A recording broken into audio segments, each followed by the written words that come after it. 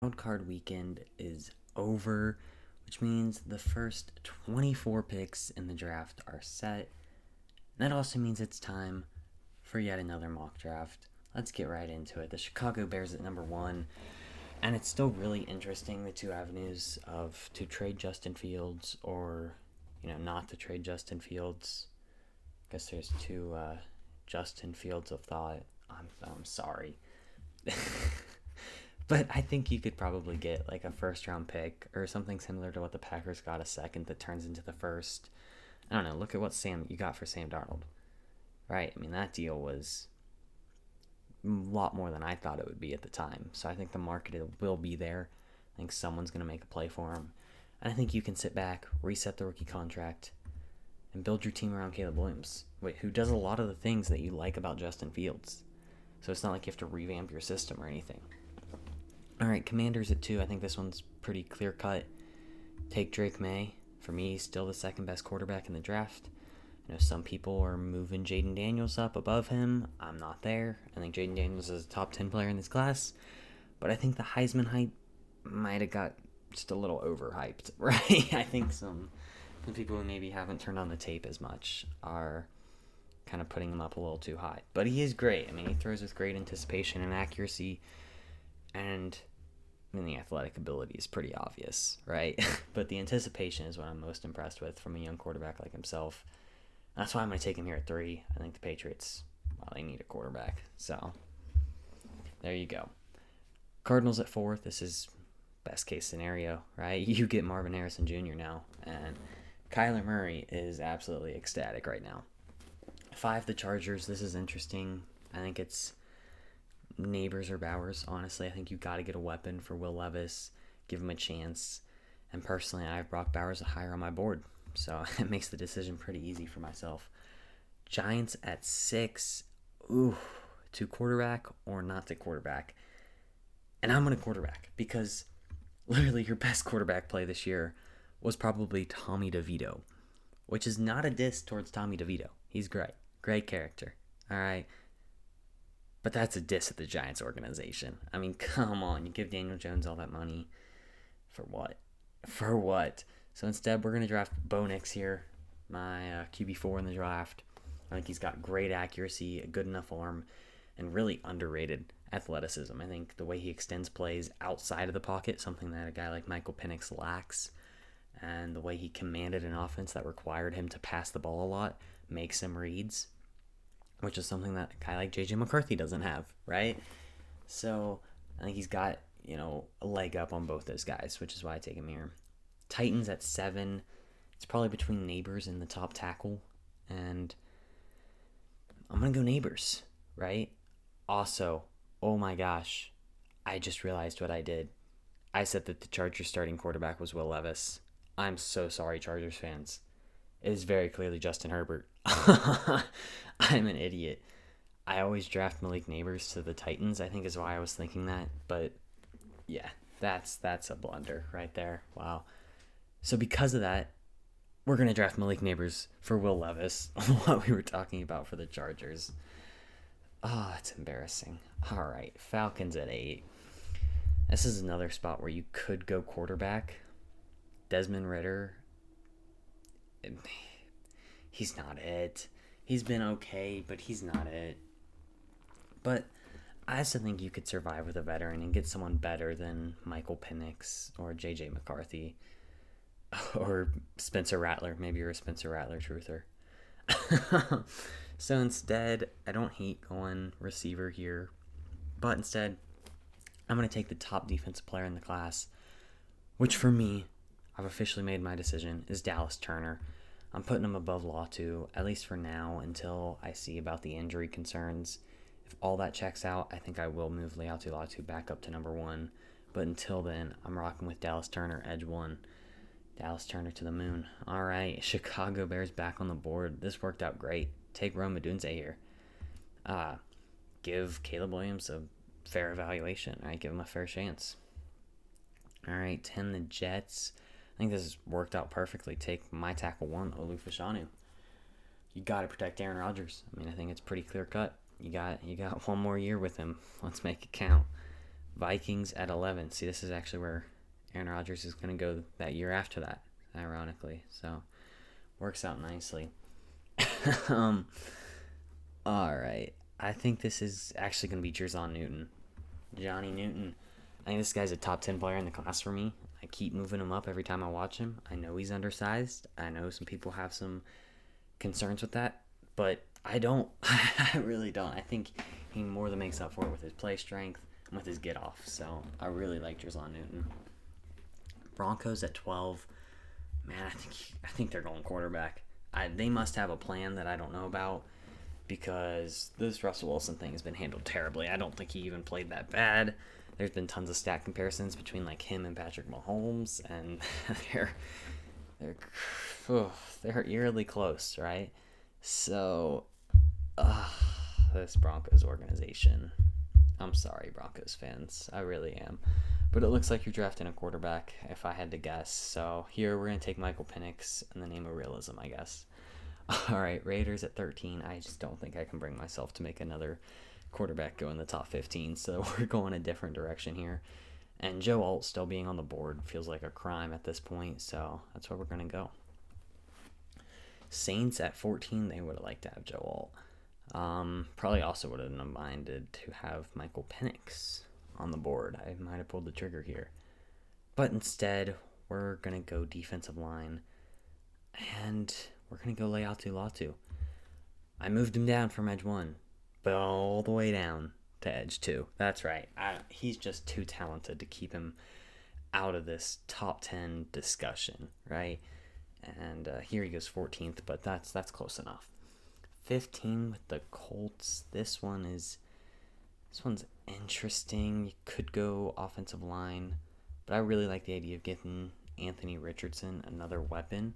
And I think there's some really freaking good receivers on the board. Got a guy in like Keon Coleman still on the board, but I don't love his fit here. I feel like you already got a guy you use on all those like deep shots that Keon Coleman's so good for, and Alec Pierce. So it's like, I mean, don't let a good player at his role stop you from taking a great player. And I definitely think Keon Coleman would be better, but I just don't think it makes sense right now to take a player like that when a guy like Brian Thomas is on the board who can do legitimately everything. So that's where we're going to go. Still no DB taken. It's kind of wild. And actually, I think I'm going to take a DB right here. I know it's not a huge need for the Seahawks, but imagine rounding out this defensive backcourt of the future, the secondary of the future, with Cooper DeJean, Devon Witherspoon, and Tariq Woolen. That's scary. And if you think you can't find room for another corner, just know that Cooper DeJean is not a corner. He is not, let me rephrase that, he's not just a corner. He can play everywhere in the secondary. He can play the slot, he can play the boundary, and he can play safety, which is actually where I like him the best. And he brings some return talent, right? He can do punt returns. He can do kick returns. We saw him excel at Iowa in the return game. So those players are valuable. That kind of versatility is extremely valuable. And I would not be shocked if he's the first DB off the board. All right? Unless there's a team that really just needs a boundary corner and takes Terry and Arnold over him. Or Kool-Aid. I'm still not there on Nate Wiggins, though. I don't think he'd go over Cooper. All right, Jags. This could be another team that needs a corner badly, actually. And actually, I think that's where I'm going to go. I'm going to go Terry and Arnold here. Stop the slide for these corners. Bengals. Ooh, I kind of wish Jerzon Newton was on the board. That would be kind of clean. Instead, we're going to go tackle. We're going to protect Joe Burrow, and we're going to take Amarius Mims. I mean, you've spent so much money on this offensive line, and it's still bad. It's still just bad. So we're taking Amarius Mims. We got to solve it in the first round of the draft. It's just got to happen. Rams at 19. This is an interesting one. I wouldn't hate going Kool-Aid McKinstry here. However, the value of Jared Verse is too good to pass up on. And I think edge is a massive need. When I'm seeing Aaron Donald get triple teamed by the Lions and you're still not generating pressure, that's bad. All right, let's say you're only rushing 4 guys, which is what, most NFL teams, maybe 3. Even if they're rushing 3 or 4 guys, that leaves at least 2 one-on-one matchups with the line if they're triple teaming Aaron Donald. And you're still not generating pressure, you need edge talent. You need edge talent, all right? All right, Steelers at 20. Could go. Actually, no, I think there's only one way to go here. Kool-Aid McKinstry's still on the board. Pair up Kool-Aid and Joey Porter Jr. Two physical freaks of nature. Long arms, big, long corners, fast. Whoa, big, long. All right.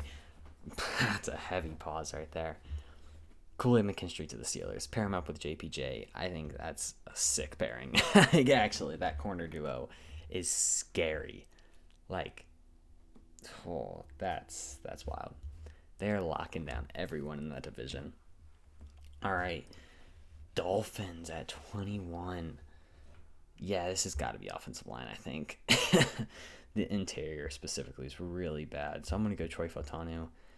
They've got him listed here at tackle. I think he probably ends up sliding into the interior somewhere. So there we go. 22, the Eagles. And actually, I quite like the value at edge here. But also, Nate Wiggins is kind of sliding. He's kind of sliding, and that's where we're going to go. The secondary needs help. Everything kind of needs help. The offensive line could also use a guy like J.C. Latham. There's actually really good value here. Could step in. It's an older offensive line. Keep addressing the strength of the team. But no. Instead, I don't mind that pick, but instead I'm going to go Nate Wiggins still. Could also look at edge, though. Or if you really are high on, like, Jeremiah Trotter. Whatever. Take him. Linebackers sneak into the first round sometimes. Worked out decent with Quay Walker for my Packers, so yeah, don't hate it. 23, the Texans. There's too much receiver talent here to pass up on, I think. So I'm gonna look for Keon Coleman here. He's fallen too far. So there we go. Texans get a massive downfield threat for CJ Stroud, and I think he would love that. All right, Dallas Cowboys at 24. Man, this team, that Packers game was honestly hard to watch as a Packers fan. Just a little bit of sympathy was coming out for the Cowboys, really. After we were up by, 20 points. Then the sympathy, started to come out. Before that, there was no mercy. Sorry, Cowboys fans. It's been a rough year for y'all. Well, actually, it's been a great year for y'all until the last week. I should have knew it was coming. It's the playoffs. Come on. You're not winning a game. Come on. Don't get your hopes up. All right, enough dogging on Cowboys fans. Looking in the draft here, I wouldn't mind going corner. If you think there's another guy, Quinion Mitchell would probably be my next guy up. Could look to go receiver. I mean, CeeDee Lamb just had an insane year. But, if you can shut down CD, you kind of shut down this entire offense. So getting a guy like Xavier Leggett would be really huge. But also going defensive interior would be nice. I really like Byron Murphy. I also really like Chris Jenkins out of Michigan. I could see either one of them really sliding into this first round. And let's say one of them does. Let's say Chris Jenkins slides into the first round and comes to alleviate some defensive interior concerns. That would be kind of a sick pairing. All right, Green Bay Packers at 25. I wish we could go safety here. I really, really want to go safety here. Is there a first-round safety in this class? The closest thing to it is definitely Tyler Nubin, but it's a little bit of a stretch. I think he might end up getting in there, and I still might go that way. But J.C. Latham, Talavisa Fuaga could be our right tackle. He could be the right tackle for a really long time. He's good. He's really good. He shouldn't be on the board. I'm taking Talavisa Fuaga. I know we've had, especially of late, really good offensive line play, but the injuries, they're going to come. I mean, that's just how it happens on the O-line. And I don't know how well the Packers would be prepared for that. So let's take Talavisa Fuaga and just really shore up this offensive line. I mean, that really. And then you can go safety round 2. Maybe like a Kalen Bullock out of USC is there. He's actually a really fun player. I really like watching him. Super rangy, super just free, All right, Tampa Bay Buccaneers. This team is hot.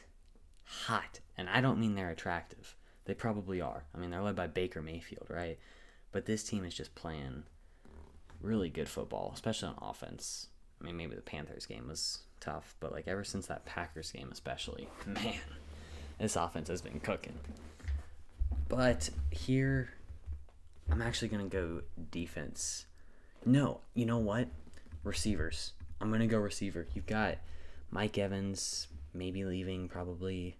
I'm going to go Xavier Leggett. I also really like Troy Franklin. He could be in the conversation there. Cardinals, we got Marvin Harrison Jr. with our first pick. Now we're getting J.C. Latham. That's such a steal. I really need to start making my tackles come off the board faster because that's what happens in real life. The tackles get taken, you know. All right, Kansas City Chiefs. Yeah, they need a receiver. Troy Franklin's my next guy up. You just need a receiver. Hopefully someone who doesn't line up off sides and can catch the ball. That'd be nice. And I think Troy Franklin definitely gives you that and a lot of after the catch ability. All right, Buffalo Bills. This is a tough one. This defense has really been rattled with injuries. I think they had a really, really good shot at the Super Bowl, and now the Chiefs are playing really good football now, and the Bills are, I mean, they still are as well, but this defense is injured as crap. I feel like I see the Chiefs taking that. It's going to be such a good game, but just the injuries are going to be tough to overcome for the Bills. But if they do, oh boy, oh boy. All right, Tyler Nubin is going to be the pick here, though. Just, yeah, gotta do something for the secondary. All right, Detroit Lions. Man, this team. I'm a Packers fan, and I still like this team. This team's just hard to root against, man. If we end up facing them in the conference championship, though, I'll definitely be rooting against them. If we both win, it'll be very easy to root against them. But, man, there hasn't really been bad blood between these two teams for a while because the Lions have just always sucked. So, but now it's going to get interesting, I think. Here, I'm going to go corner. No. I'm going to take another defensive interior. That's right. 3 defensive interiors in the first round. Yeah, it's kind of insane, but give me Byron Murphy. Come on. I actually really like that pick. I've never done that before, but it makes a lot of sense. I was thinking about going to Quinion Mitchell, and I don't mind that pick either, but I just like this one better, you know. Braylon Trice is also a beast who probably deserves to go in the first round. But hey, he's not going here because this will be, where is he? Quinion Mitchell out of Toledo. Just next corner up. You've had good play from, oh my gosh, why am I blanking on the name? I mean, he was at least Pro Bowl. He might have even been All-Pro. Oh my gosh. I suck. I'm such a casual. I don't know. It's late. But you've had decent play, but you still need another corner on that team. So, there we go. Ravens at 32. I would like to go receiver here, but Braylon Trice is just too good to fall out of the first round. So, we're going to take Braylon Trice here. And also, the receivers that kind of been picked through. Troy Franklin just went. I don't even know who was left, honestly. But there we have it. The first round mock draft is complete post a wild card weekend. So let me know how you think I did for your favorite team. Leave some insight. I'm always trying to learn. You know, I'm a fan of one team. I try to keep up with all 32 teams, but it's hard. It's hard sometimes. So let me know what you guys think. Give me any critiques, criticism, constructive criticism, whatever you got, and I will see you guys next time.